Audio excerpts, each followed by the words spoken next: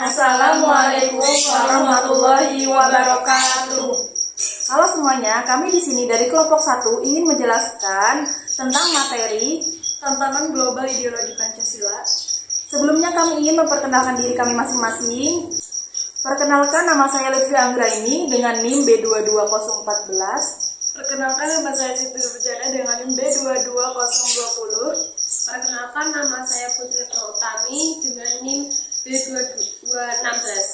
Perkenalkan, nama saya Astinta Tambahumba dengan NIM B2007. Selamat menyaksikan. Baik, di sini saya akan menjelaskan tentang pengertian Pancasila sebagai ideologi negara. Pancasila sebagai ideologi negara artinya seluruh warga negara Indonesia menjadikan Pancasila sebagai dasar sistem kenegaraan. Nilai-nilai yang ada pada setiap butir Pancasila harus dijadikan sebagai pedoman dasar dalam melangsungkan kehidupan bernegara. Selain itu, Pancasila sebagai ideologi negara juga bermakna menjadikan Pancasila sebagai cita-cita atau visi. Hal ini tentunya berlaku untuk pemerintah dan seluruh warga negara. Pada era globalisasi, tantangan Pancasila sebagai ideologi negara adalah banyaknya ideologi alternatif melalui media informasi yang mudah dijangkau oleh seluruh anak bangsa seperti radikalisme, ekstremisme, konsumerisme. Hal tersebut juga membuat masyarakat mengalami penurunan intensitas pembelajaran Pancasila dan juga kurangnya efektivitas serta daya tarik pembelajaran Pancasila. Kemudian tantangan selanjutnya adalah eksklusivisme sosial yang terkait derasnya arus globalisasi yang mengarah kepada menguatnya kecenderungan politisasi identitas, gejala polarisasi dan fragmentasi sosial yang berbasis sara. Era globalisasi banyak memunculkan berbagai alat teknologi modern yang mendatangkan budaya luar masuk ke Indonesia dan menjadi suatu hal yang bisa diikuti. Masuknya era globalisasi ini membuat banyaknya fenomena di mana sudah tidak adanya batasan yang seakan memudar dikarenakan terjadi berbagainya perkembangan di segala aspek kehidupan, khususnya di bidang ilmu pengetahuan dan teknologi.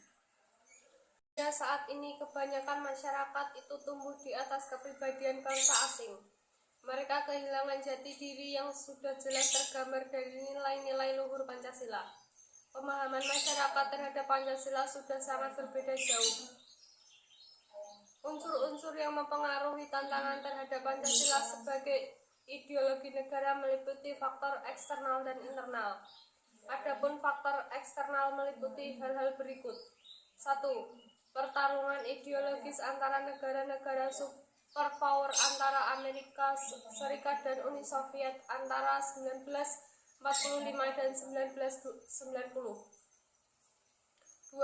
Menguatnya isu kebudayaan global yang ditandai dengan masuknya berbagai ideologi asing dalam kehidupan berbangsa dan bernegara karena keterbukaan informasi. 3. Meningkatnya kebutuhan dunia berbagai akibat pertumbuhan penduduk dan kemajuan teknologi. 4. Eksploitasi terhadap sumber daya alam secara masif. Berdampak konkretnya adalah kerusakan lingkungan seperti banjir dan kebakaran hutan. Pengaruh globalisasi terhadap Pancasila ialah berdampak pada bangsa dan individu. Yang pertama adalah munculnya sikap individualistik. Masyarakat merasa dimudahkan dengan teknologi maju, membuat mereka merasa tidak lagi membutuhkan orang lain dalam beraktivitasnya. Kadang mereka lupa bahwa mereka adalah makhluk sosial. Yang kedua adalah gaya hidup kebarat-baratan. Tidak semua budaya barat baik dan cocok diterapkan di Indonesia. Budaya negatif yang mulai menggeser budaya asli adalah anak tidak lagi hormat kepada orang tua, kehidupan bebas bagi remaja, dan lain-lain, dan kesenjangan sosial. Faktor internal sebagai berikut. Yang pertama, pergantian rezim yang berkuasa melahirkan kebijakan politik yang berorientasi pada kepentingan kelompok atau partai, sehingga ideologi Pancasila sering terabaikan. Yang kedua, penyalahgunaan kekuasaan atau korupsi mengakibatkan rendahnya kepercayaan masyarakat terhadap rezim yang berkuasa sehingga kepercayaan terhadap ideologi menurun drastis. Ada beberapa penjelasan mengenai berbagai macam tantangan globalisasi yang ada di Indonesia sebagai upaya mewujudkan kesejahteraan dan kedamaian bagi masyarakat. Yang pertama, itu ada ekonomi. Ekonomi itu tentang pada sistem pasar bebas, menuntut adanya persaingan produk-produk agar mampu diterima pasar dunia.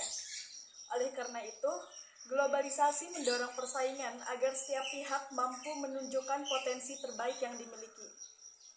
Yang kedua, ada pendidikan. Arti pendidikan itu menjadi segmen penting dalam kemajuan bangsa-bangsa di dunia. Bahkan, dengan sistem sosial terkait pendidikan yang bagus, suatu masyarakat akan bisa lebih mudah mengendalikan atau melakukan filtrasi kepada budaya-budaya yang tidak baik akibat globalisasi. Yang ketiga, ada kegiatan politik. Kegiatan politik ini kegiatan ekonomi yang terjadi pada saat didominasi oleh negara-negara maju yang berpengaruh terhadap kondisi politik di negara berkembang seperti di Indonesia ini. Hal ini lantaran adanya intervensi dan negara maju mengenai kebijakan politik di negara berkembang dalam upaya menciptakan rasa ketergantungan kepada negara maju agar lebih diuntungkan. Yang keempat, ada budaya. Globalisasi menyebabkan pertukaran dalam arti budaya semakin mudah. Bangsa Indonesia dikenal sebagai bangsa ramah dan terbuka dengan budaya lain. Akan tetapi, sikap yang kurang bijak dalam selektif terhadap budaya ini menyebabkan lunturnya budaya Indonesia.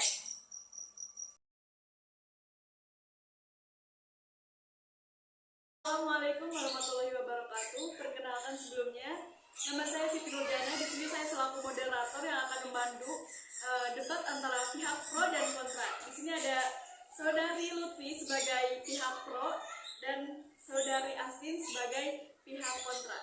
Oke, di sini tentang tantangan globalisasi bagi ideologi Pancasila. Langsung saja ya, dimulai dari pihak yang pro. Silahkan pada Saudari Lutfi. Jadi menurut saya, globalisasi itu masuk dalam ideologi Pancasila itu menurut saya sah-sah saja, karena nanti juga bakalan terus berkembang. Jadi globalisasi itu kan setiap tahun dan setiap waktunya pasti bakalan terus berkembang dan memunculkan seperti ide-ide baru, ada gagasan baru, dan tentunya juga memunculkan iptek-iptek yang baru. Jadi sah-sah saja menurut saya. Oke, baik. Kalau menurut pendapat Astin gimana, Mbak Astin? Ya, kalau pendapat saya tidak setuju dengan pendapat dari saudara Lutfi. Kalau saya tidak setuju karena itu akan membawa pengaruh buruk bagi Pancasila dan nanti masyarakat tidak memahami Dan pertumbuhan Pancasila. Itu saya tidak setuju dengan pendapat dari saudara Lutfi karena itu sangat berpengaruh kepada kehidupan bernegara dan pedoman Pancasila. Tapi menurut saya kalau misalkan globalisasi itu masuk dalam kehidupan bernegara, menurut saya itu sah-sah saja, karena mungkin semua orang itu tidak bakalan terlepas dari yang adanya namanya globalisasi. Jadi semua orang juga bisa mengikuti globalisasi tersebut. Ya, saya tidak setuju karena nanti orang-orang akan menyalahgunakan globalisasi itu ke hal-hal yang buruk seperti mengikuti tren-tren luar yang tidak bagus bagi masyarakat Indonesia yang budayanya masih kental dan. Tapi menurut saya itu tidak apa-apa Mbak Asin untuk masuk ke dalam bangsa Indonesia, karena kita juga kan mengikuti globalisasi juga harus difilter dan dipilih-pilih dulu. Kita juga harus bisa mengikuti yang mana yang baik dan mana yang buruk. Jadi kita tuh harus menyingkirkan sisi negatifnya itu. Kita sebagai bangsa Indonesia yang bijak, kita juga harus bisa mengikuti era globalisasi dengan cara yang baik dan memilih sisi positifnya saja.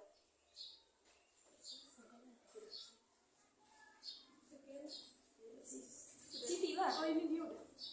Oke, jadi itu teman-teman dari hasil pro dan kontra. Jadi Intinya ada pihak pro dan kontra ya. Selanjutnya akan disimpulkan sendiri oleh teman saya yang bernama Putri. Kepadanya saya persilahkan. Jadi kesimpulan dari hasil debat tadi yang bertemakan tantangan globalisasi bagi ideologi Pancasila adalah globalisasi itu mempunyai sisi positif dan sisi negatifnya. Dan kesimpulannya adalah individu bisa memahami adanya globalisasi, jadi tergantung setiap individunya tersebut dan memahami globalisasi, dan setiap orang itu mempunyai pendapat yang berbeda-beda. Jadi setiap orang juga memiliki pandangan yang berbeda.